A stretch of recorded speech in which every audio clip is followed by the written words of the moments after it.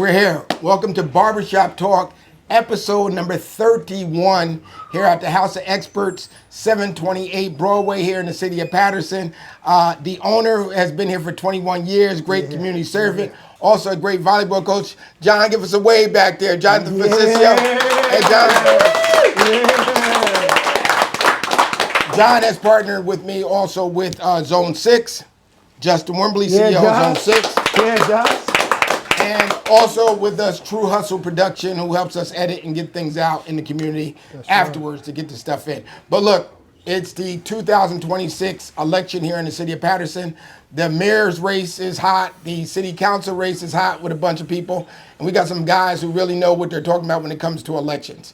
Our first panelist today is the editor-in-chief, I will call you, editor-in-chief of Inside New Jersey, Max PIZARRO. Yeah, man. Thank you, sir. Appreciate it. If you don't know, make sure you Google. I know some of you locals, check him out. He's always on point, everything that's going on here in New Jersey. Thank you, sir. Next to him, we have former Mayor Jeffrey Jones. Let's go, Papa Jones.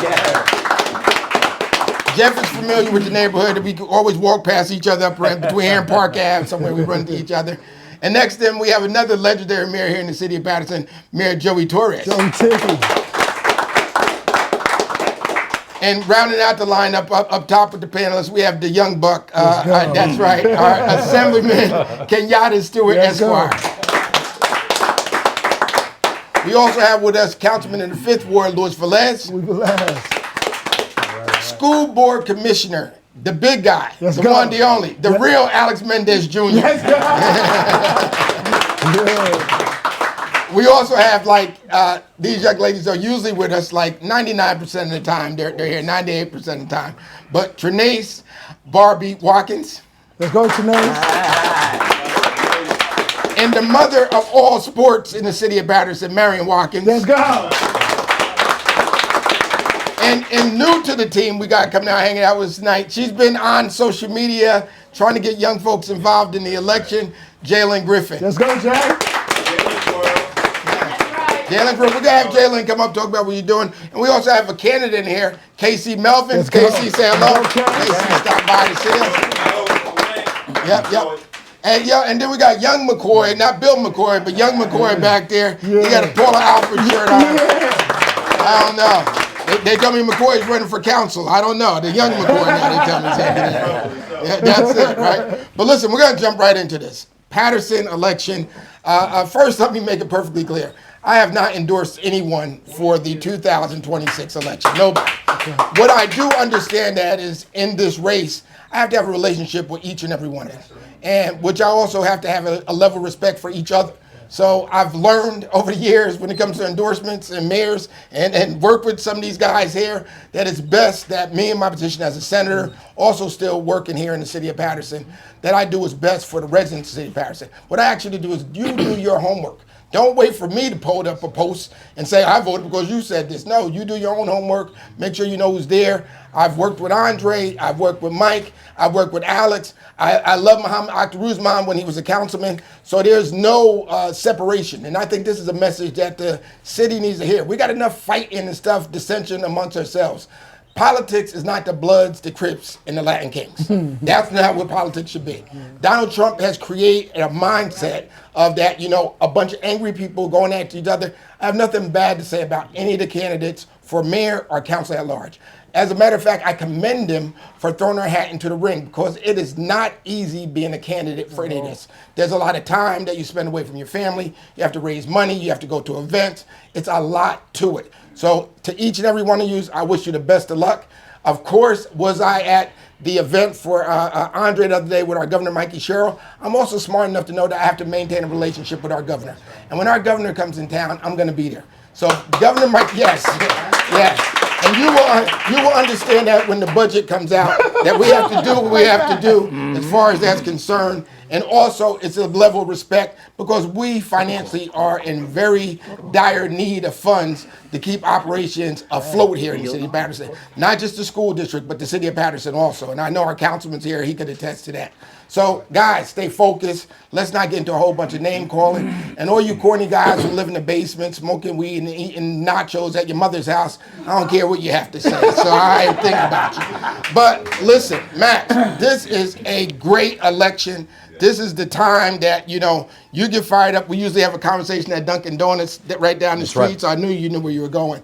Right. But how do you see this mayor's race? Let's start off with the mayor's race. How do you see this mayor's race? Sure. Well, thanks for the question, Senator. And what I would tell you is all elections in Patterson are exciting, to be perfectly candid. I cover politics statewide, and I always come back to Patterson. And I think about, I'm sitting next to Jeff Jones and Joey Torres here, and I think about the elections that they participated in particular, the 2010 election and the 2014 election were just extremely exciting. And you talk about Donald Trump, and one of the reasons that I keep coming back here is I do think Patterson has a unique story to tell the country about diverse populations coming together and acting in an American vein with the precious right to participate in democratic government. Now, getting to your question, you ask about this election.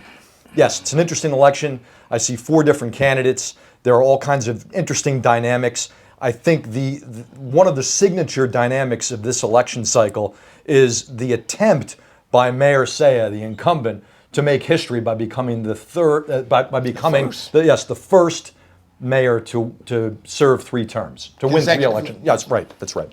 Yeah, and just to that fact, last night I did a one-on-one, an hour and a half with Councilman Mike Jackson, and folks asked me, "What are you doing? What are you doing?" Mike asked me, like I didn't ask him. He asked me to host his show and to get his points out. And I think it's important that everybody knows what each and every one of these people are doing. And a lot of our candidates, they could attest, don't have $700,000 to send out, 11 mailers. Like, I've never seen as many mailers in my life. Not from Mikey Sherrill, not from Obama. I mean, Andre has gone metal to the pedal. Like, he's gone full tilt. He is playing like it's overtime. And I think, just for a democracy, I think the message has to be sent out. And fundraising is a major part of this. Mayor Jones, as you know, you were a major underdog in 2010. How do you win a race? How do you get your message out without having a large sum of money, of having $500,000? How do you do it? I can only tell you the team was able to convince and work with folks throughout the city so that they would all believe. It was that simple. We had seen, and I think people were a little tired, a little frustrated, and they needed something to believe in. And hope is the biggest and strongest motivator in all things. We were pretty specific about employing sort of a military strategy, but that doesn't speak much to the fact that throughout the city, folks were just saying they want to change. Do you sense that in 2026, just from having your ear out here, still being part of the community, is it one of those Mandami type things where people just are ready for a change? I believe that's the case. I believe that's been the case for a minute. And something that was said earlier, I'm just going to make sure I put this out there. The fact is that the city continues to be in financial straits under this current administration, I'm going to say it, where housing has gone up. But going up with housing that people can't afford to live in makes no sense to me. Where no planning for parking makes no sense to me. But that's where the people, if we're going to make change, you got to think about all those things. Quality of life is about all conditions. It's not about some and for a select few. It's got to be across the board. And there seems to be an imbalance here. All the history about being a 3-term mayor, fine. But if the citizens are suffering, what would be the point? And by the way, the congressional seat currently is filled. That seat ain't open. So Jeff Jones coming out with the punches. He's coming 1-2. So when you take an oath, the oath is to serve, then serve, and serve obediently and excellently, and not just handing to certain groups and not others. That to me is the imbalance. That's what the frustration is. That's why 4 people figure this their time, because they don't see the balance, the equality. That's mine. Joey, same question. How do you foresee this race going? Is there a Madami effect here where people are just looking for a different thing? Is it the Obama effect with hope? What do you think? I think it's a combination of both, Senator. And I want to piggyback first of what my colleague, Mayor Jones, indicated. Because that race of David and Goliath was repeated almost money over non-money in 2010 when Jeff Jones beat me.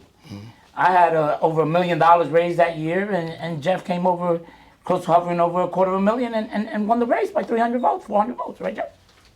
Actually, 70,000. Oh, I gave you I thought it was 50. So he did it. So the key is that. Oh wait, I was ready to say if Jeff had a quarter, he ain't give me. So the key is truth to power, people power.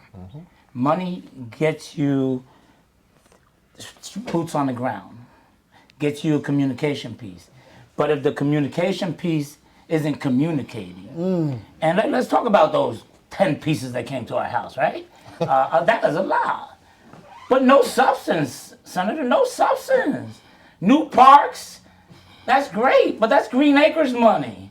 And to go ahead and use Green Acres money and tax us on our debt service payment, even to the councilmen who approved it. I would bet to look at the money of the debt ratio service that we owe, that we pay, to keep the lights on, not talking about the $78 million that he's just asking under transitional aid to keep the lights on. You can't do that. You can't do that. So there's no substance. Park, Green Acres money. All right? I think Streets and roads. I think it's safe to say that neither one of you will be voting for Andre.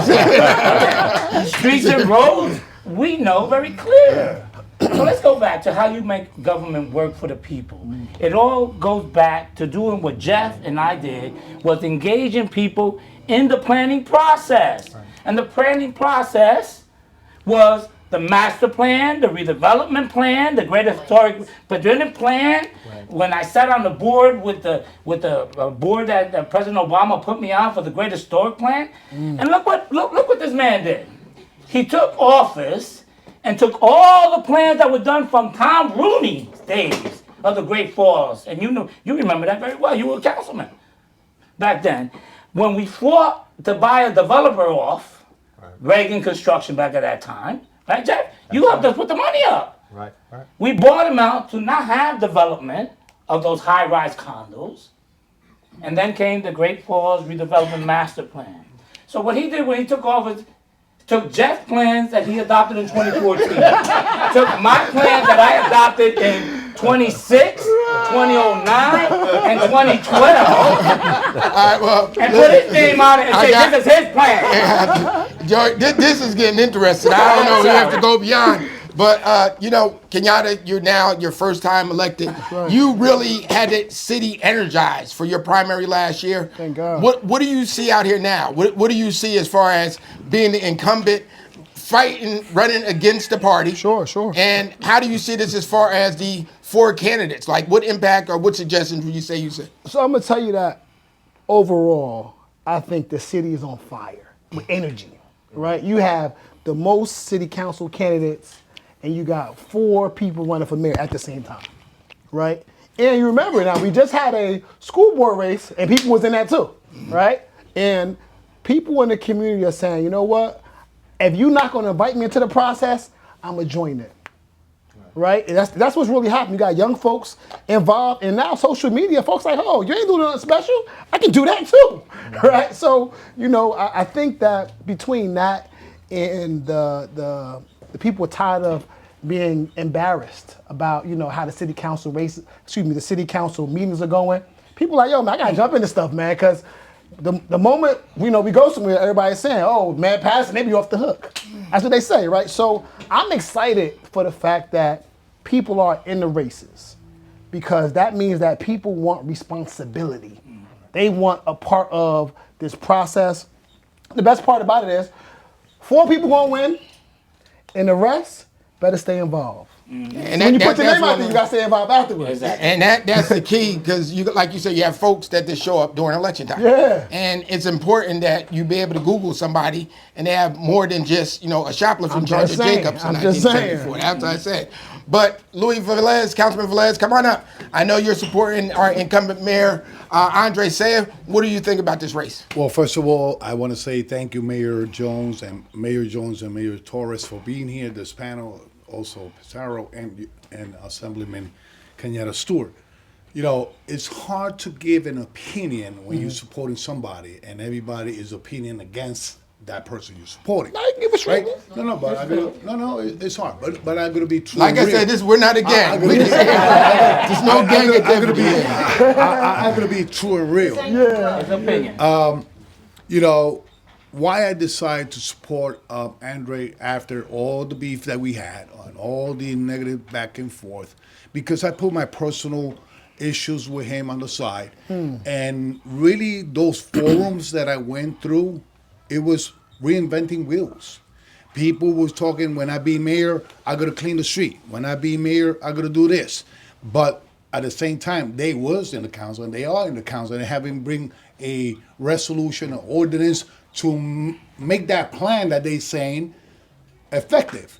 I sit in the council and I think I put more resolution ordinance to quality of life. I put more resolution and ordinance to address issues and really address them, and I'm boots in the ground. So when I compare those candidates with me, I don't see that they working more than me, but I had to support what I have supported when I'm sitting in theirs.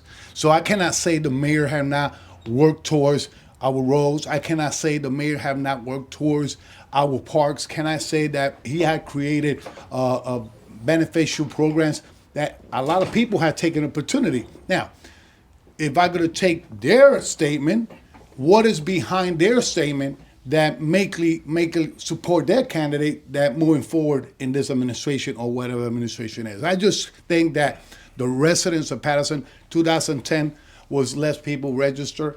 2014 or 2008 when Mayor Torres was the mayor, there was a lot of less individual register. I think this is the opportunity that people are not involved in events like us. People are not involved in knocking doors, but they read and they're going to go out and vote. Who they're gonna vote, I think is in the conscience of the people, if we wanna move backwards or we wanna move forward, and making that clear. We need relation in place to be able to deal with the issues that's coming forward in the state of New Jersey. Gotcha. You know what, Councilman? You sound like a candidate for 2030. Senator, can I follow up on the point there? You sound like a candidate. I don't know if it was only me. Did anybody pick up Velez 2030 or not? Listen, Could I follow up on something there? I love Mayor, and Mayor, you know, I was in the council way before being a councilman. Never came attack you as a mayor. Never attack Joy as a mayor. I always say that if you're gonna bring a positive idea, you have to work whoever is in office. After May 12th, of course, any mayor that wins needs those 5 votes and needs those councilmen to be able to work. One thing I'm gonna say, Which is a key point. You have to figure that out. I Yes. love Count my to 5th five. ward, and once again, if I put the personal issues on the side after May 12th, my agenda is to move forward the 5th ward and make sure that the city of Patterson move forward. And you need to count with those councilmen, no matter who comes in play. This message, I'm not done with you. I'm not letting you come back. If you could stop right there. Last but not least, I had a question for Councilman Jackson, but they didn't read it, and I think I sent it to you. If he wants as a mayor, if he willing to work with me as a councilman, and I answer that question myself because I never had personal problem with Councilman Jackson. So if he becomes mayor, then I have to eat it and work for the community. That's the bottom line. We got to work that's the bottom together. line. But Max, you wanted to follow up? Yes, I did, Senator. I just trying to synthesize the points made by all the other gentlemen. I would just ask the panel, reflecting on 2010 when Jeff Jones became mayor, there seemed to me to be a human cry coming from one portion of the population, namely the African American community. And so there was a very visible and tangible African American performance in that election cycle. When I look at 2014 and the comeback of Joey Torres, I watched Mayor Torres, out of power, really build on Councilman Velez's point. He really built relationships. For example, I saw him at an event with Councilman McCoy, which at the time seemed to me to be a very significant relationship, broadcast to the community. And going back, Assemblyman, to your point, all the energy, here's my question. Is it organized with the kind of strategic political intelligence that I routinely watched Mayor Torres exhibit in his elections, particularly in 2014. There were all kinds of interesting dynamics, all kinds of diabolical little plot lines that were going on there, okay? And at the same time, Assemblyman, when I look at Jeff Jones's victory in 2010, there was definitely an African American expression that you could actually feel in the days leading up to the campaign. Here's my question: do you sense that anger out there, or that anxiety, has an organized direction? So, if I can jump in, Ben? Yeah, you go ahead. Sure. So Max, I think Max is my co-host. That's right. So it's a different situation, Max. Right now, it's two things. It's the cry is of people who are like saying, well, why not us? Why can't we get a piece? Right? So it's like, it's almost like a have versus have nots, right? Like, you're not identifying with us. We don't have an opportunity. Like, we can't open up anything. We can't buy anything. So it's that side, right? Right? It's that side. Then there's other folks who are like, listen, no. It's not that bad. You know, they're going to get to you. You know what I'm saying? And then I think the other part, which is probably so more important, is the unity among people, right? Like, it's not like back in the day where, like, you know, even though we hung out with each other, certain folks didn't see each other from like up the hill or down the hill, what have you. You can see somebody on Instagram every day and see what they're doing. You can get up with them if you don't even have their phone numbers, right? So, like, when I ran for the assembly, both of these brothers was on the stage together for me, right? Now, people say, well, they were never gonna stay together, but that's that unity that we're talking about. So, and Kenyatta, not to cut you off, I think that's something that Joey and Jeff were able to do as a mayor. That's right. That you bring people in. And that was one of my questions to Councilman Jackson last night. He's in a unique situation. He is half African-American, half Puerto Rican. And I told him that should be the gold mine to be the mayor of the city of Patterson. You speak Espanol, you speak, here, like you're talking about, and his right-hand man is Eddie Olivares, who's Dominican. Right. So, that's the unity I look at. Joey, what did you look at, and Jeff, to follow up, as far as unity, bringing a team together for the betterment of this city?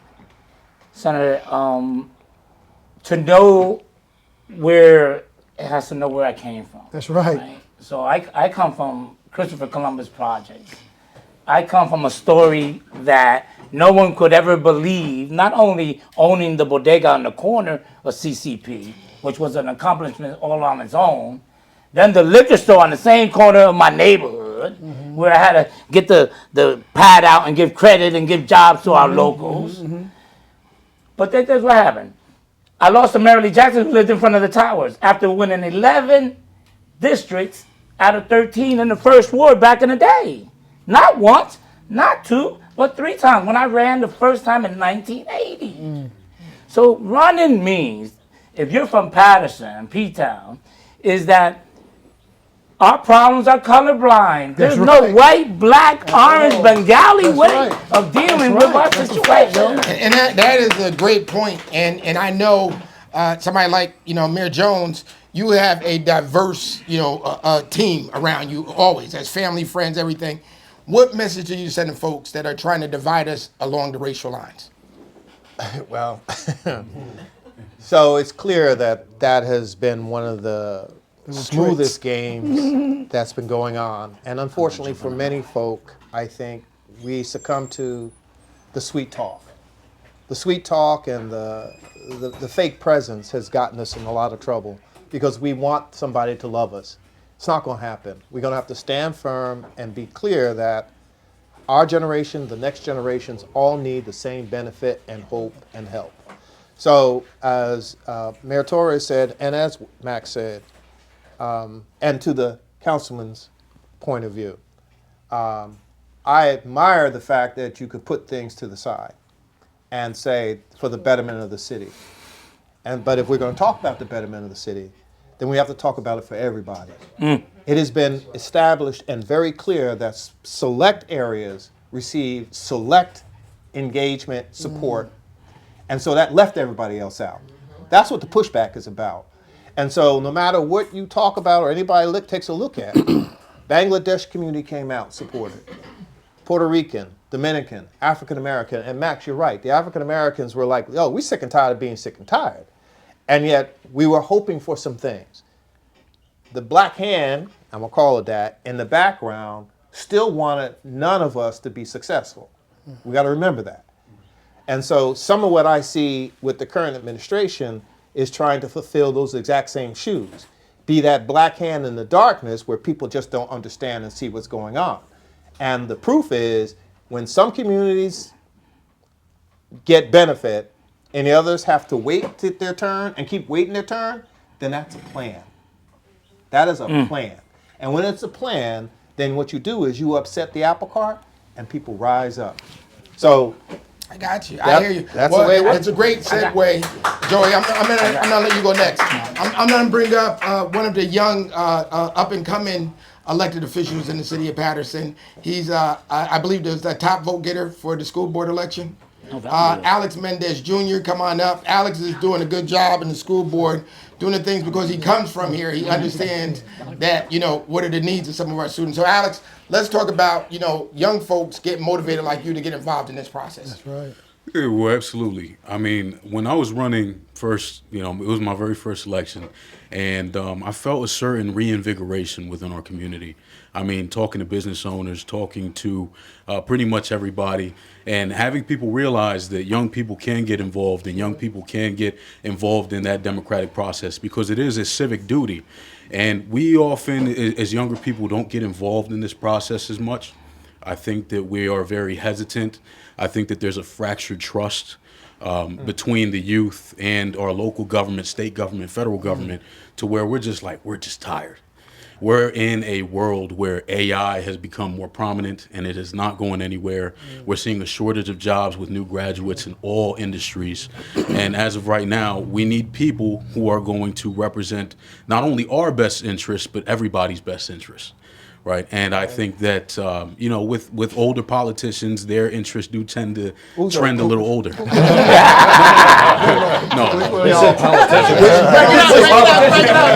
which one of y'all is older? But Alex, I'm the GOAT. we do, and I don't want to get away from the fact your dad is up for election for mayor. Yes, sir. Yes, sir. And I just want you to send a message out. Why should we vote for Alex Mendez Sr. for mayor? Yeah, absolutely.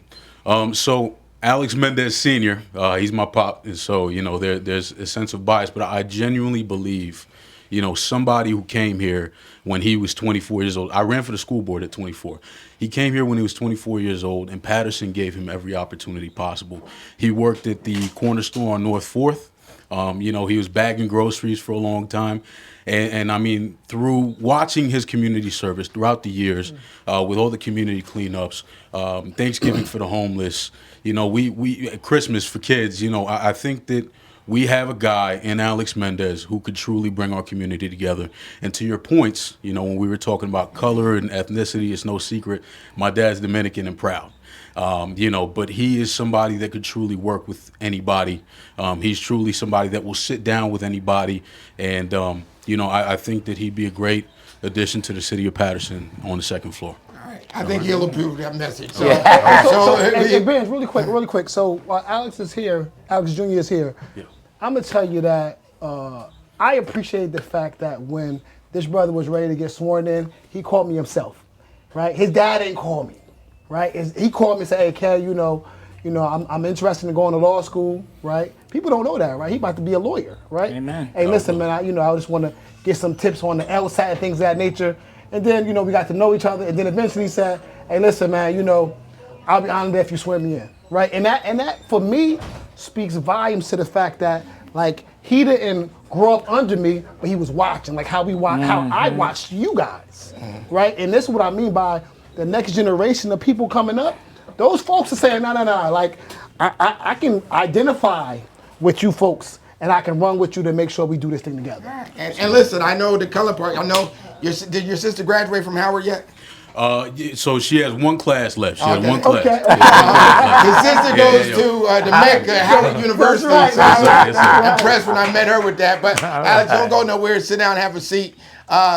Listen, hey Rob, this is not time to politics. We're mid-show, and Rob Artist, candidate for mayor, is now running around kissing babies and giving out toys. Have a seat here. Late. Hey, listen, Casey Melvin is in here with us. He's a candidate for council at large. Casey, you want to come up and say a few words? And come on, I know you weren't an invited guest, but you're here, so I want to, give you some love. saying? Wherever good people is, I find my way there. That's it. And I definitely appreciate all you guys. I definitely got all my wisdom borrowed from each one of you individuals. You know, I've been around a long time, over 30 years, and I'm super excited about this next election. I do understand that there's a lot of people running, but KC Melvin, who's been around for 30 plus years doing community service and pretty much having a relationship with everybody here, you know, to quantify my investment in the community for free, you know, when it comes to government, public safety, education more so, I'm that guy, you know. So hopefully May 13th, you'll have somebody who not only would serve our city, but continue the good work that you guys have been doing, you know, and not just for the African American community, but the entire city, because me bouncing around to every community, every meeting, every forum, every fundraiser, I've learned that as former Mayor Torres said, that we all had the same issues in common,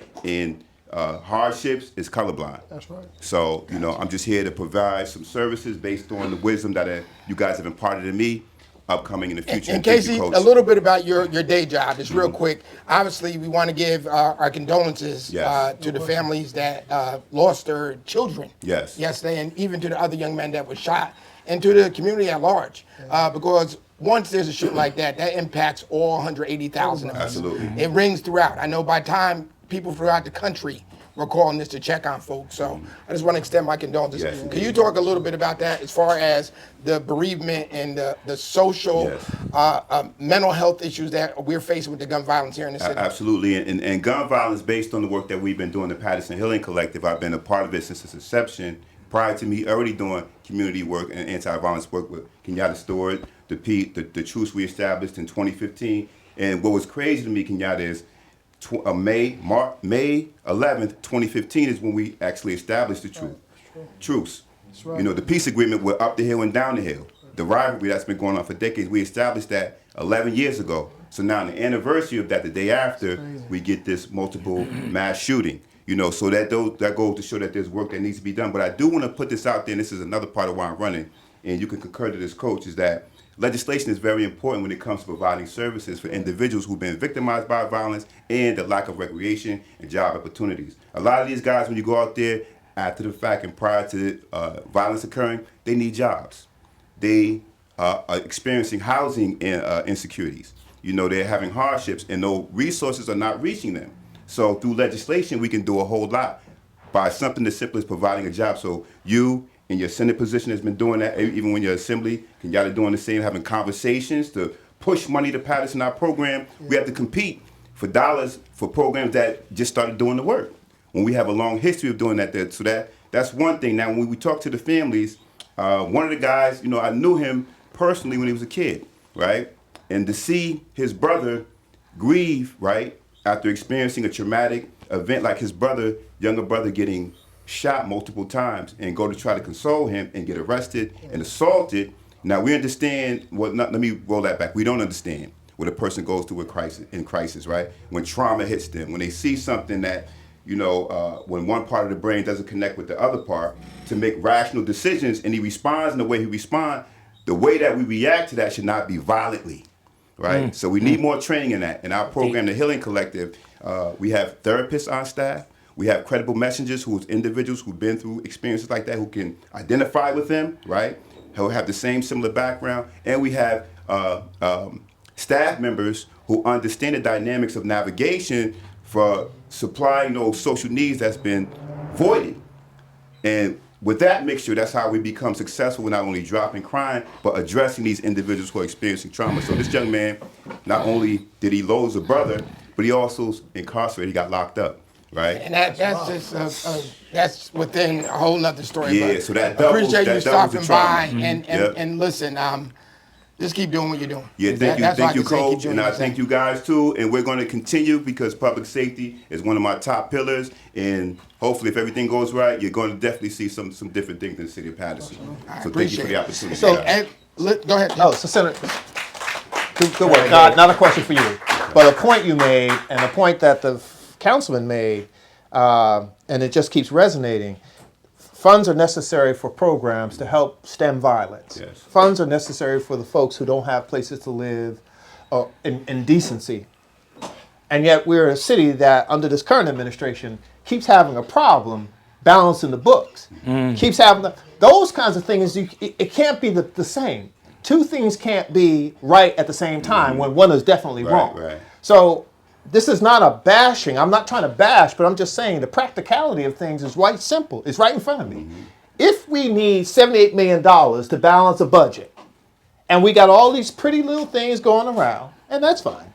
But we also have housing by which people cannot afford to live because special dispensation has been given to friends of a program. Then I ask, then what are we supposed to do as a city, a community?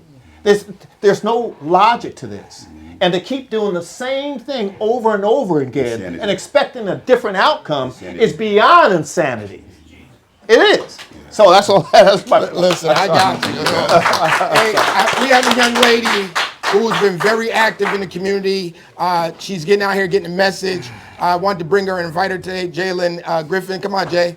Just give us a spill. Tell them what you're doing in the community as far as the social media, trying to get young folks involved in this voting process.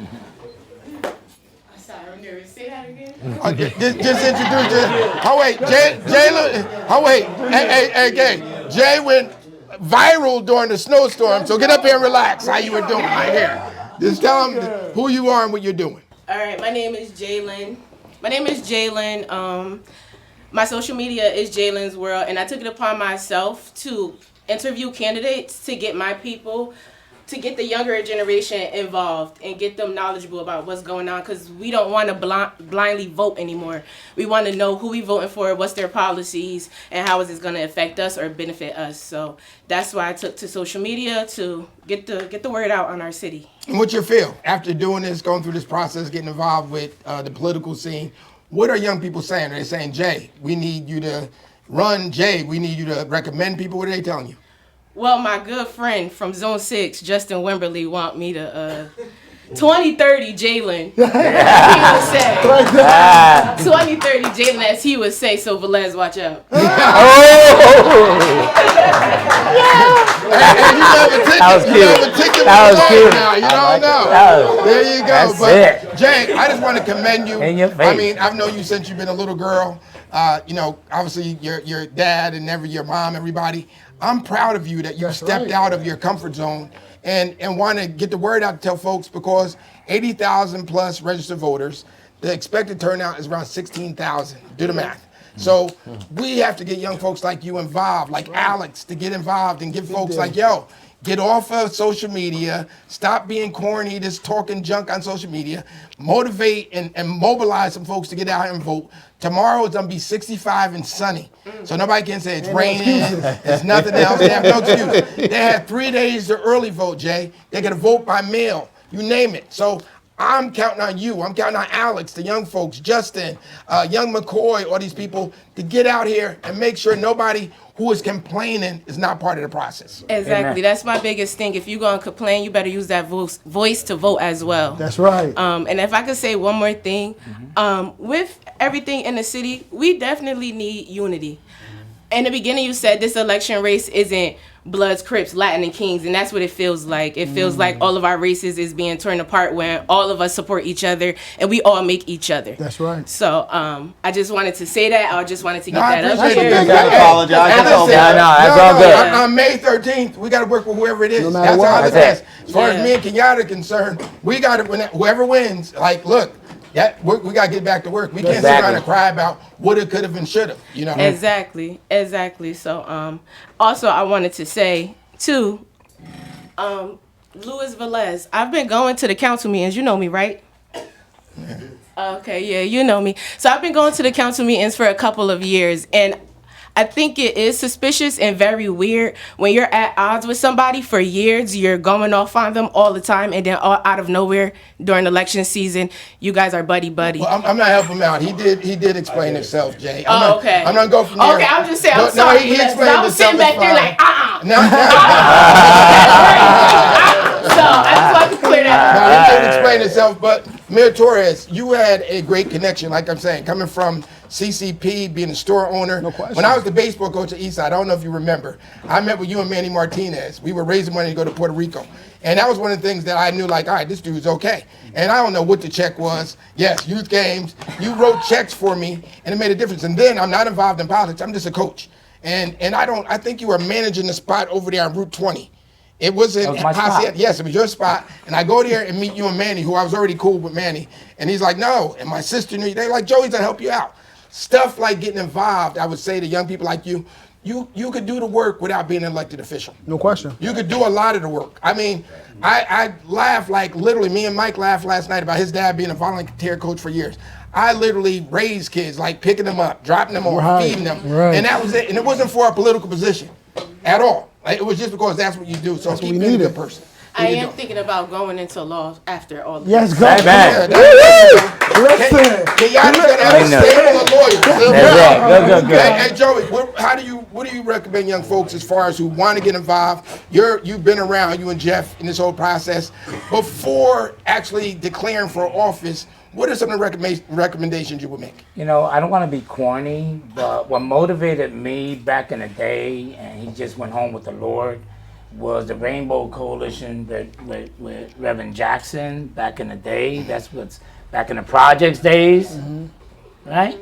And so the Rainbow Coalition, you know, set the pace. Remember, it was all in when it came to the delegates, and he changed that. And if that wouldn't have been back then, when I started as a young kid in the bodega in CCP, when I took my first race, Benjie, I was in 1980. I was 22 years old, and I lost by 11 votes to an incumbent council person. So get involved, and the crazy part, divide and conquer exists. And I think the most in-your-face way right now, besides Trump and the redistricting and all that shit, right? But the reality is that this thing, how it came down even to the governor, of changing the percentage of petitions that people need. Look what they did with this field. It's no coincidence that we have so many minority candidates vying for so little seats, because they know that if you divide the vote, it'll win. That was my bill. Too.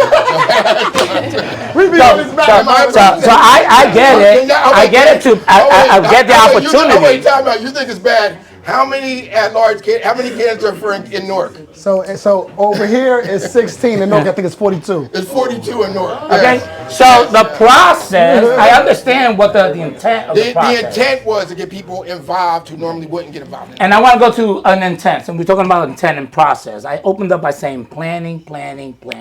He copied the plans and he put his name on it, and then he couldn't even finish executing on the plans, right? The sad part is that he's taking credit for it. So let's talk dollars and cents. He talked about empowering families. Do we know the poverty rate in Patterson? 6.7.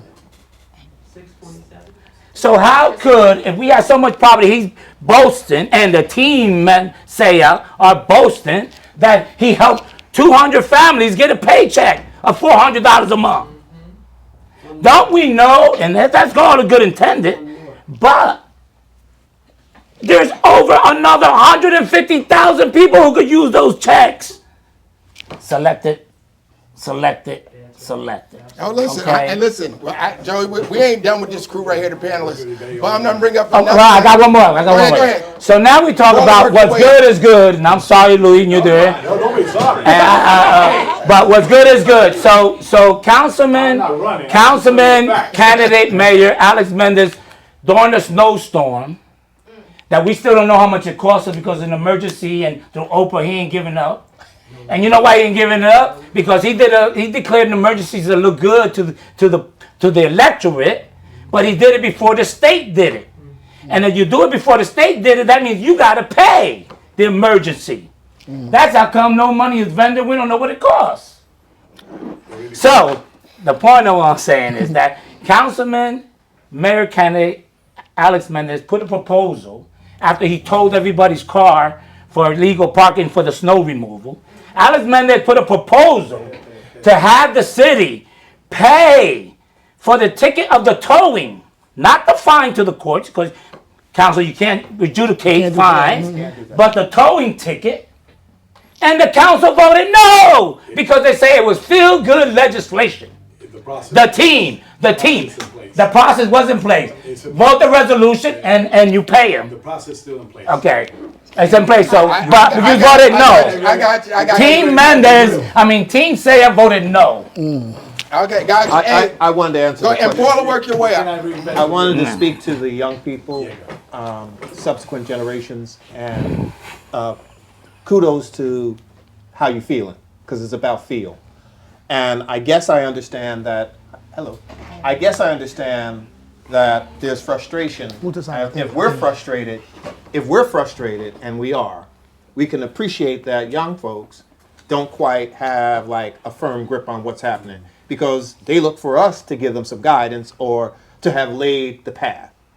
The path could not be laid because, as quiet as it's kept and we don't want to talk about, but race matters. All right? We can avoid the conversation, but race matters.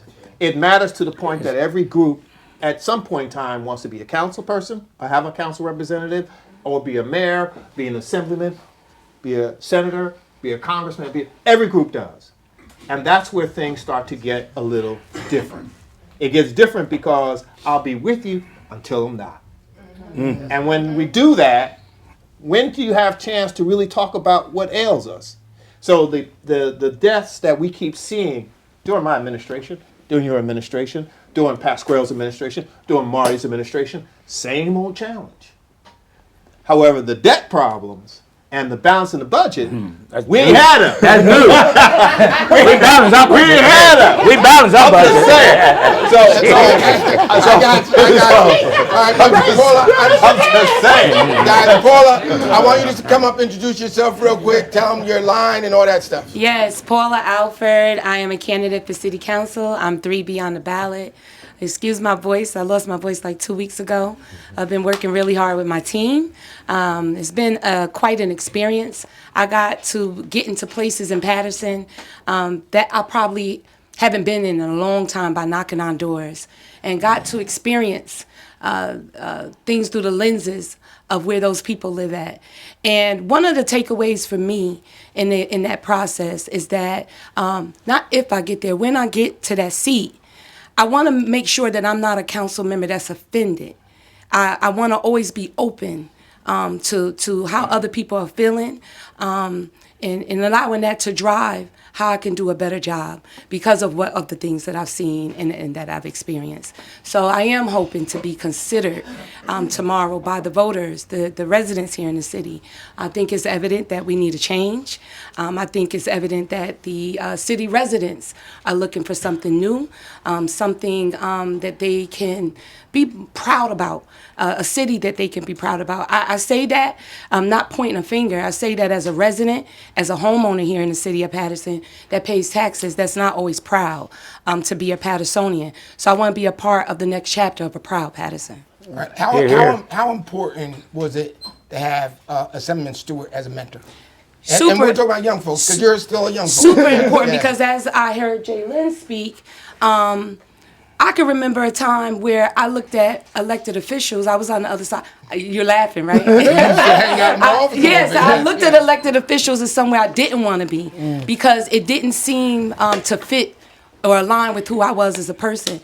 And I told Kenyatta it was not until I got an opportunity to work on the Kenyatta Stewart campaign that box that I thought I didn't fit in, I realized that there is no box, and that the game needs people like us. The game needs people that are independent thinkers, the people that are not afraid to do something new, step up to the line and make it happen. Right. So being on the campaign. What time do the polls open tomorrow and what time do they close? The polls open up at 6 a.m. tomorrow and they close at 8 p.m. Okay. So we are hoping that if you did not make it to early voting, if you did not have the opportunity to participate and vote by mail, that tomorrow is your day. I am looking forward to waking up on May 13th, and I can feel it. We're going to have a new Patterson. There you go. Amen. I like Thank you. Listen, I'm going to come back down the line real quick. And the financial part keeps coming up. And I remember the challenges. Even, I mean, Jeff had to serve during Chris Christie. Like, think about that. That's Like, crazy. he served during somebody Right, who all he could really do is say no. Yeah. But then there were times when he did answer. I think, Jeff, we were part of the point when the school district was going to have all these layoffs. And Chris Christie gave us $20 million. I think I text you or call you. We're calling. And people don't know how important relationships are. Now, here's a Republican who I always bashed, totally. I learned from talking to some of his staff. They're like, yo, you need to chill out. You need to back off the Chris Christie stuff, because I was on budget. And in turn, we saved hundreds of jobs by stepping up. And this is the same period of time that we had to increase taxes, cut police officers, where we never got back to that point. But yet, like you said, we were never into that point. But the impact of Donald Trump on politics and how we see it in a lens. Like I started off with, everybody wants to be violent. Like, what impact has Donald Trump had over our whole country? Obviously, we see the redistricting thing. We see racism alive and well. We see somebody who is over $37 trillion. Like, you think our situation is bad. This guy is 37. He started a fight that he still can't remember because he's dozing off. So you think about the impact. You think about this guy demolished the East Wing. Said he's going to rebuild it through donations. Now he's asking for billions of dollars.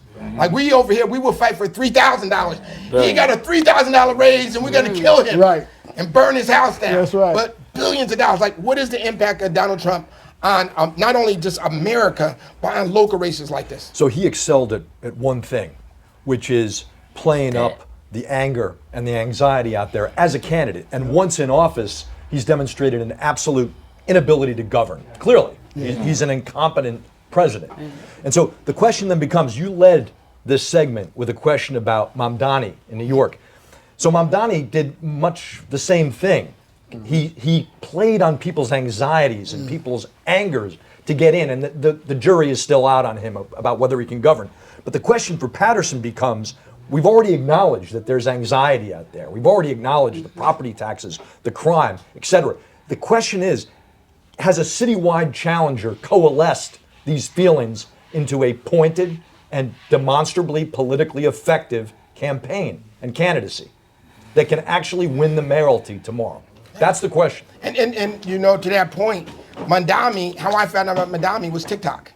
Like when they started talking about these things, you gotta check this guy out on TikTok. He was so creative that it was here. And I never forget, and I think, Jeff, you were in front of City Hall with me, you, Vera Ames, Elise Evans. When Obama ran, it was 15 of us at a rally for Obama. Wow. And 08, Jeff, was it? 08. Like 15. The Passaic County Democratic Party took Hillary Clinton without a question. And I remember saying to myself, like, why can't we fight for the brothers? I'll never forget that. And literally in front of City Hall. Then a couple of months later, Obama. Everybody jumped on board. So, Jeff, what the impact, we lived through the Obama era, this Donald Trump thing, how bad has it been for not just Patterson, but for America? So CNN, BBC, I watch it every morning to the point where it's nauseating. I don't hear anything positive about the United States, but I do see all the challenges that urban-like communities are experiencing. So whatever America's experiencing, it's like 10,000 times worse in an urban center. And if you have the Democratic label, it's 1,000 times worse. So this design to make people suffer, or maybe that's the plan, suffer while the friends get the benefit. This strategy is not new though. I mean, you mentioned Chris Christie. I just wanted to say something before I finish this thought. Chris Christie did the same thing here in Patterson, Hoboken. He tried to make sure all Democratic cities suffered. And if you were a minority mayor or female, he was trying to make sure that we seemed incompetent. So when your options look like they're not options, when it's a death threat, then you got to do what you got to do. And I know police hated that, but it was about the rest of us living. That's the way it works. So as Mr. Trump, from the ballroom to the Straits of Hormuz or lack thereof, to the incompetent people he's put in his various administration, clearly this is somebody who doesn't get it. But he wasn't trying to be president. He was trying to be president of the United States Corporation. That's right. That's right. And you're right. His family has become billions Correct, of dollars correct, richer. correct, yeah. Billions of dollars. Right. While America is suffering, paying $5 and $4.99 for gas and whatever it may be. And you remember he promised our groceries were going to go down. Right. His gas is here. Bush should be impeached for starting a war. And think about what he's doing. And with that negativity. Our young folks who are out here fighting over crumbs, this guy and his family are walking away with crypto money, all types of stuff. Right. So, Joey, you've been on this side. What is the impact, and particularly when you think about the fear factor of Trump when he's talking about undocumented residents, when he's talking about scrubbing voter rolls of black folks and brown folks? What is your thought? I'm going to go back to, President Obama and what he did. He actually challenged everybody to be a change agent. It's true. And a change agent is that. An agent is of one. So this race is all about that. We have to, each and every one of us, become change agents to see, but not to give it up after we vote. We got to keep the pressure to the metal or the pedal so that they institute the legislation that we need, and that the CEO, the chief executive officer of the city, will then administer the legislation. Senator, one of the reasons why I ran for mayor was because what Jeff indicated. The lack of seeing that the council has beautiful laws. Our books, our code, you gotta know. Yeah. We got everything in there, including the Recreation Commission that the people voted on, that gave me the money to start Hinckley Stadium. And he went over that, Jeff, by $90 million in the budget. He's not an administrator. And keeping us, putting us under debt. Joey, So how do you really feel about Andre Sayers? so the key is you got to become change agents. And this president is just all about the family wealth. And all about him and his family and how much money to get gold statues up. That's crazy. Not no bronze statue, gold statue. That's crazy. Comes as crazy as that.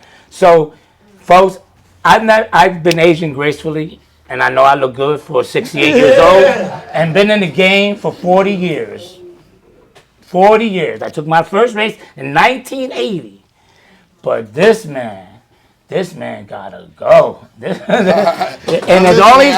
only way is people power. Alfred is your voice for Patterson. Alex is also for Patterson, your voice for Patterson. So please, let us be the voice. Let us elect individuals who's going to will be held accountable by John Q. Public, and let's institute that change as individual change agents. Patterson is a melting pot. They say that. But we are not a melting pot. And we're like a mosaic. We're like a beef stew. We all possess a special ingredients. And if we all don't come together to make that meal for us, guess what?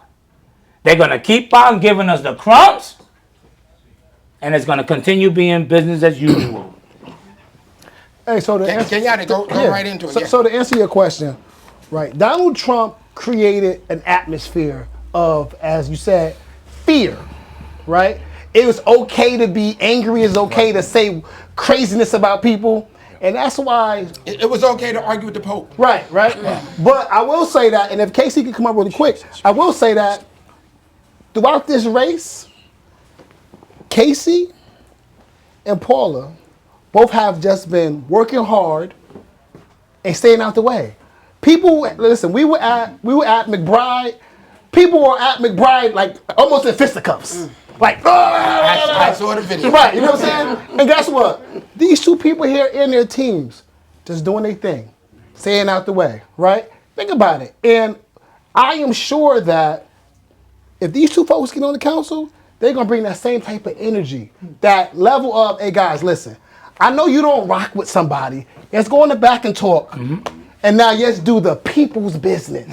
Donald Trump made it okay to be a fill in the blank publicly while you're doing the people's business. The city of Patterson is in a space right now where people want folks to come in be responsible, be respectful. I don't like your opinion, it's cool, but I'm going to give you your opportunity. And guess what?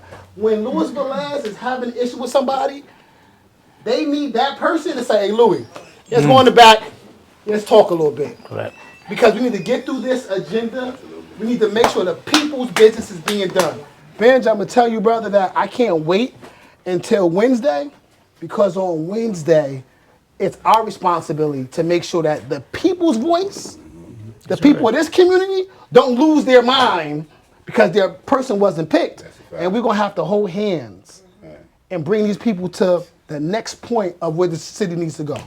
So I appreciate you guys for doing that, guys. I wanted to offer one. Yeah, go ahead. So one other thing that really bothers the heck out of me, has been bothering me for a while, is there's been a void, and I think that Casey and Ms. Alford, in general, anyone who decides to step up, I think is phenomenal. That's because it's it's big. That's all about. It takes money.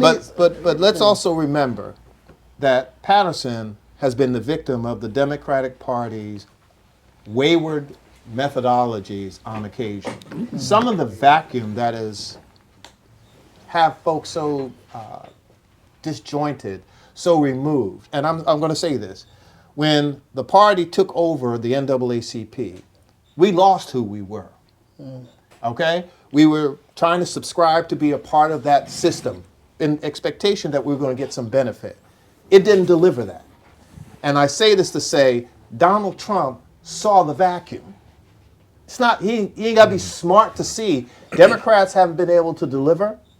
And so the Republicans weren't able to deliver, and he just went right down the middle. That's what he figured out. Right. So You think about it, that escalator ride, nobody was at that escalator ride. Right. When he first came, I thought it was a joke. Like, Me this too. clown, this can't happen. Me too. And then, but you think about, at the time, he was talking about the birther stuff with Obama. Yeah. And then Correct. one thing that he held steady and clear is that he said, I could shoot somebody on Fifth Avenue and get away with it. And look at the counts, 19 sexual harassment charges. No problem. Paid off somebody, 34 counts, and then everything's dropped. I mean, you think about Robert Kennedy as the Secretary of Health. Like, think about this. That's Here's crazy. somebody who bragged about snorting cocaine off of a toilet seat. crazy. And he is now, eating animals, picking them up off the sidewalk. And he's there. What is No the guy's kill. name? The FBI guy. Like, Right. you But, think about it, he's drunk as a skunk at U.S. Olympics using stuff, right? So the mentality I mean, the U.S. attorney. is scary. The U.S. Abolishing education with a wrestling queen. So you're underscoring the No, point. The point is that if there's a vacuum, if true leadership doesn't step up and lead, then chaos runs. And America is now seeing this brand of chaos.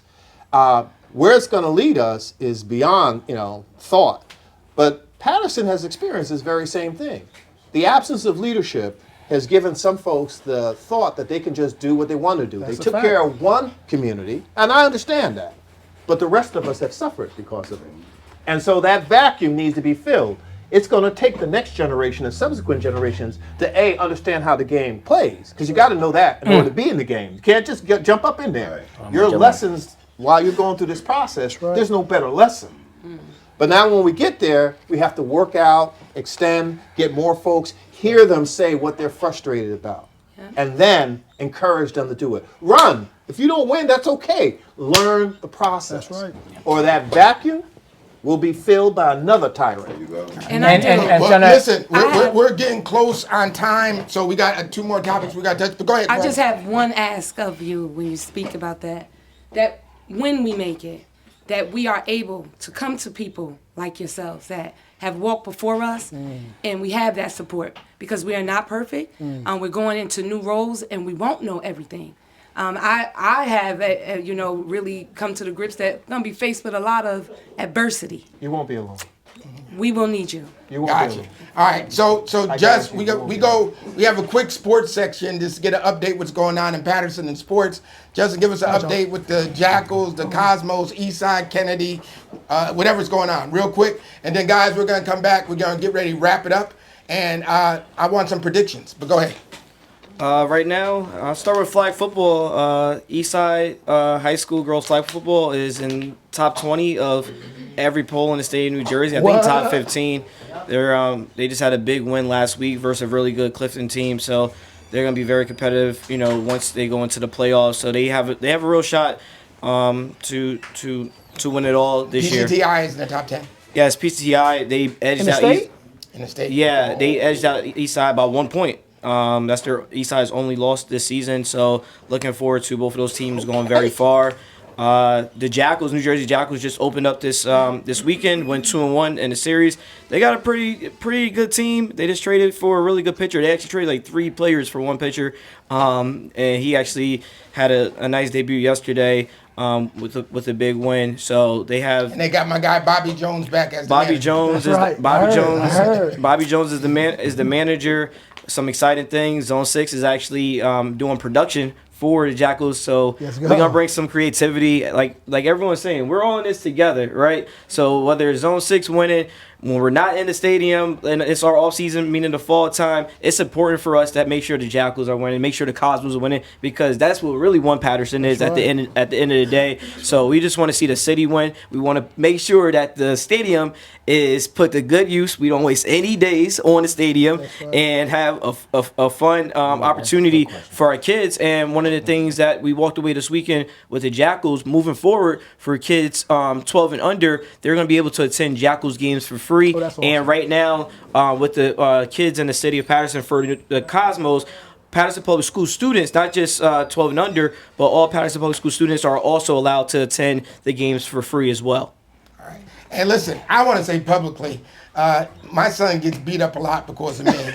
And unfortunately, I'm out of town. My other son's graduating college, and people are sending me articles about stuff. Just to be clear, keep doing what you're doing. That's right. Amen. Keep your hands. Marion Watkins is over there said it. You got Alabama Project blood in you. We ain't gonna lose in that. It ain't gonna happen. And the one thing I will say is that people will find a distraction because there's a $900 million budget and they're talking about $90,000. So we want to talk about who didn't go on trips, who wasted money, who didn't do this and that, the other. Do the whole full story. So keep doing what you're doing. You went to college, not just because you're my kid. You graduated from honors as an undergrad. You went to University of Arkansas, graduated with honors. You've come back and keep doing it. People are going to distract young folks like haters. you all. Alex, listen to me too also. Don't fall for the yokie doke and don't get soft. Because right here, you can't do it. Because as soon as they sense that you're soft, they're going to go at you. And for the sport update, the Jersey Shore Wave has their last home game this weekend at Henschler Stadium at 4 p.m. Also this weekend, That's ladies tackle football. ladies tackle football is Marquisha. growing. Yes. So make sure you got support. It's supposed to be around, I believe, 77 degrees on Saturday. Very affordable ticket. Great experience for sure.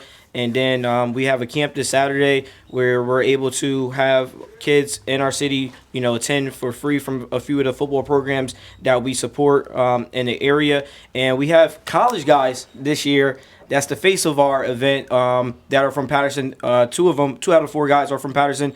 DIAZ Jones at Ohio State, and Deshaun Stewart Jr. is also at Ohio State as well. 2 kids from the city of Patterson coming to give back to the kids this weekend. So we appreciate Those them. other kids played in Patterson. And yes, and the other 2 kids, Nolan James Jr. played for Silk City as well, and Elijah Burris as well played for Silk City as well. So they're coming to give back this weekend, and I'm excited for them. And then just the one thing that we did do in the community about, I believe, a week and a half ago, got to celebrate with JAYLYNN as well.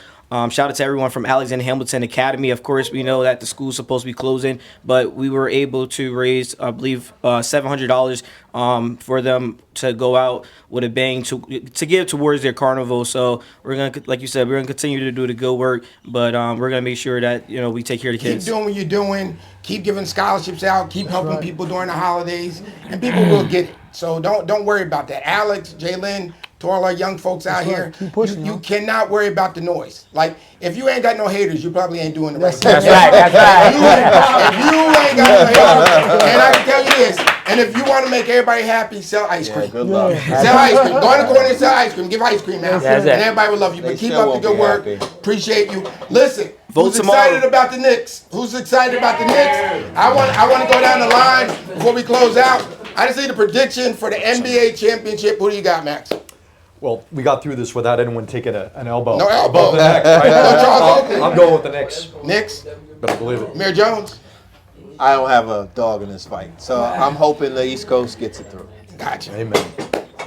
Mayor Torres. I'm going Knicks, and shout out to that new Latino that just came over from New York, from Bronx, right?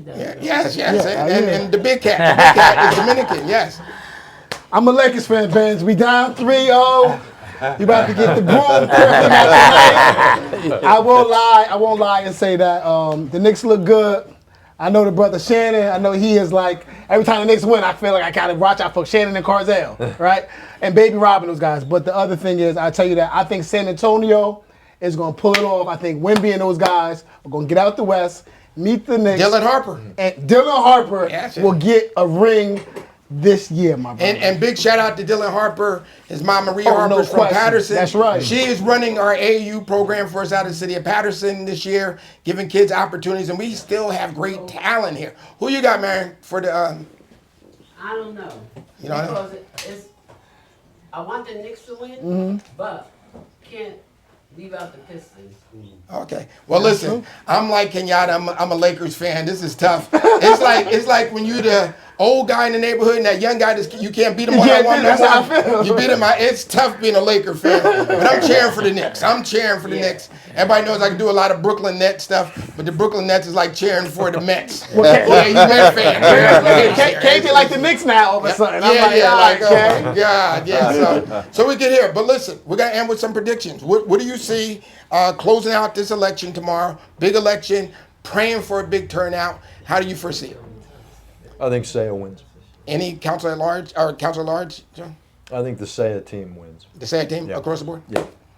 Mayor Jones? I'm hoping for an upset for all kinds of reasons. Exactly whom, I don't know. I think Patterson will step up and step out. Just don't know which direction. I'm very hopeful for Casey Melvin and Miss Alford. So for the council seats, we'll hope and pray. Yeah. Mayor Torres? I see this as a David of Goliath, not necessarily money. So I'm predicting that David is going to win. And so as for the council, whether his team gets in, but I want to give a shout out to someone who I believe has been a watchdog for the city for many years. He was part of my staff. So to David Gilmore, good luck out there. To the whistleblower, I give him my shout out. So please, you got 3 votes. Exercise your right to vote is important. 1 mayor, 3 council.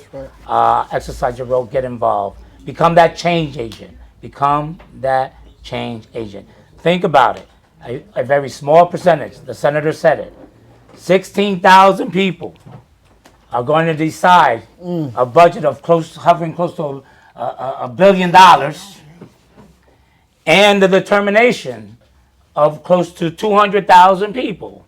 But I want to go to the taxpayers, and that's where the big doesn't fit come in this $80 million hole. How could we overexpend $80 million when you have somebody in DCA who's the watchdog, right? And put that tax burden, if we were to get taxed on $80 million, Senator, 23,000 taxpayers are the shareholders for this corporation called City. 18,000 are residential, and the balance are commercial. So if it doesn't fit, you gotta quit. So who's your pick for mayor? You said Dave? You said David. David for council, Mendez for mayor. Okay, what you got? So I'm gonna tell you that obviously I'm biased, right? So I got Paula Alford for the win. I got Casey Melvin for the win. I think they're gonna be. I think the community as a whole are gonna look at them and say, you know what, these guys will work with anyone. I also think that one of the incumbents can come back. I got a feeling that, it's hard to change the whole thing. So I think one of the incumbents will come back. But I will tell you that on the mayor's race, I think it's going to be a nail biter. Like people thinking it's going to be, a big, I think it's going to be within hundreds. So I can't tell you who's going to win. So nobody's celebrating tomorrow. I'm telling you that we won't know the answer to the mayor's race until maybe next Monday or so after they count everything. It's going to be a nail biter. I can bet you that. Because there's too many qualified candidates, and the community knows more. And as Jaylynn says, we got access to information now, right? So I'm telling you, Max is going to be a nail biter. All right. Hey, Jaylynn, come on up and make your choices and picks real quick. Jaylynn may be new to the show now. We may just put her on her part-time. Go ahead, Jay. Predictions, right? Mayor and the 3 council seats. Your prediction. Okay. For mayor, I'm picking Mike Jackson. I'm hoping he win. I'm feeling that he win with the energy in the city. I feel like we all want change, so I feel like Mike have a good shot in that race. That RV is the bomb, right? That RV, yeah, I seen it right past me. That's Mike. Yeah, and for council at large, I would like to see Casey Melvin in that seat. I would like to see David Gilmore in that seat. Because I've seen them in the community. I've seen them do things, and they also taught me things as well. As an elder talking to a younger person, so I thought that was dope, and I feel like they're perfect for the seats. And I would also like to see Abed Tabata in that seat as well. So I had whoever I interview were the people that I feel I want that seat. Abed was here a couple of minutes ago. I guess he left, right? Yeah, I guess he left. Yeah, Abed and Eddie Alvarez. So whoever I interviewed, I felt like those people were most qualified for that position. So. Yeah. Hold up, Jay. You picked 4 just now. I did. I can't. I'm sorry. Hey, she can't play spades with us. Don't do that to me. But I already did now. But that's cool. And like I said, I just want to thank Max for taking his time to come to Patterson. Always a pleasure to have you here. And he's intricately involved with politics throughout the world, not just New Jersey or the United States, the world. Mayor Jeff Jones, always a pleasure. I got to get you guys back. This may have to be a part 2 going into the primary. Mayor Joey Torres, Kenyatta Stewart, my new partner in the assembly. And like I said, there's just so much more to this than us fighting with each other and bickering. May 13th, we got to come together. No matter what. I appreciate each and every person. I respect you for putting your hat in the ring. As I said earlier, I'm not coming out making an endorsement. I haven't done an endorsement for mayor in a couple of years. And the one thing I will say is I do respect each and every one of the candidates for putting their hat in the ring and putting their family into this ring. At large, I've worked with each and every person. The current guys who are there, I've worked with them from MIMS, who I do back because when I was up for a special election for Senate, she stood up and stood out with me along with Louis Velez and Fareed Udine. And you don't forget stuff like that when it's not popular. And I heard Jeff talk about earlier, we know how it is, Kenyatta not being picked. It's tough. And I will say that I wish all of them the best. Mosley Udine has been very impressive when I talk to him, the young man. And I hope these guys don't give up. If you don't win, just gear up for the next round. Just gear up. And maybe, the school board may need you. Your ward races are going to be here before you know it. Get involved. Help somebody run a campaign. Learn from Joey. Sit down. Call Joey Torres and say, yo, can I have a cup of coffee? I lost 4 times. Listen, Jeff Jones is a wealth of knowledge. I mean, he's a historian also. And Kenyatta Stewart, you've shown a lot of young folks that it is possible. And I remember somebody telling me the day of the primary at 11 o'clock, they said Kenyatta won. And I think I called you, I'm not sure. I go, what do you mean Kenyatta? We doing the exit poll, and everybody black coming out these polls. And I'm like, what do you mean? They goes, we're looking at the numbers, he's gonna win big. And he knew that it was gonna happen. So put your focus here. Stay off of social media being goofy and clowning people and stuff like that. Come up with some solutions, and when people Google you, make sure that your name is even there. Like, do something of substance. Help somebody. In this city, we need all the help we could get.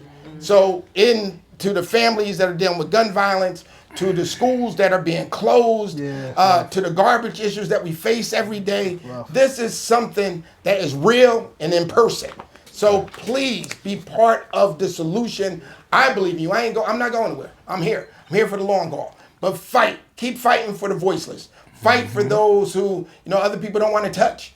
So think about what's happening in our national level with Donald Trump. Think about them trying to scrub the voter roll. Thinking about redistricting people like Jim Clyburn out of South Carolina as a congressman. You think about that. You think about Louisiana getting rid of every black representative that's there. There are people who died for your right to vote. People, your grandparents who couldn't vote, your great-great-grandparents. Think about when they put water holes on folks right here in the city of Patterson, sicking dogs right on you. So please understand it's bigger than you. Check your ego and do what's right for everybody. Because under Donald Trump's administration, we all need to come together. It is really a time to check it. So I'm Benjie Wimberly. This is episode 31 of Barbershop Talk. And listen, we will be back real soon. And we want to see who's going to win this election tomorrow. But I wish each and every one of you the best. God bless you, and hope is here.